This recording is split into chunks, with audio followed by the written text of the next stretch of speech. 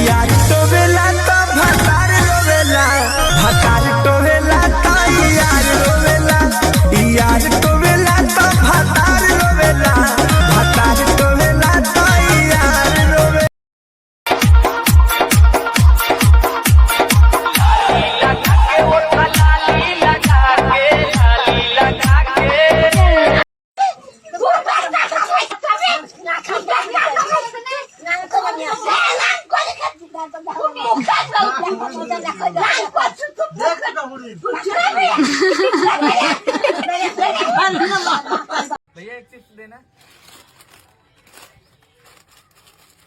भैया गूगल पे चलता है? यहाँ गूगल पे नहीं, यहाँ गाड़ पे चलता है। Oh no यार। आओ जल्दी आओ अंदर। छोटे तू मुंह चला, जी पे हर जगह चलता। भैया जब करवा लिया तो फिर अब मोटा पतला क्या देखना है, एक चिप्स और ले ले। हाँ भोसड़ी की ले लो। यार बढ़िया।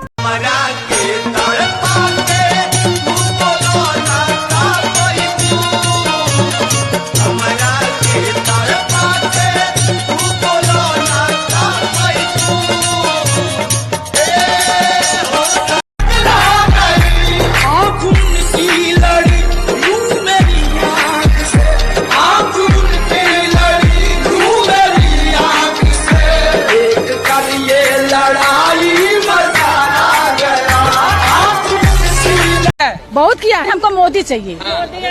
मोदी हमारा पति, हमारा भाई, हमारा बाप, हमारा गुरु है। आप बोलिए क्यों आपको लगता है कि मोदी जो और योगी जी वो विकास दे पाएंगे जो और कोई नहीं दे? हम उनके ऊपर दिल दे बैठे हैं।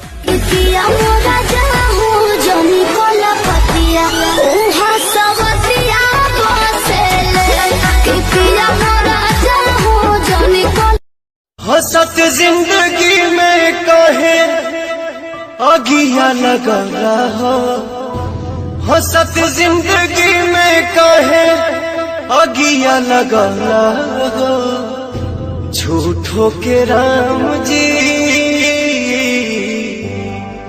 दिल तू बनौला हो ऊपर से।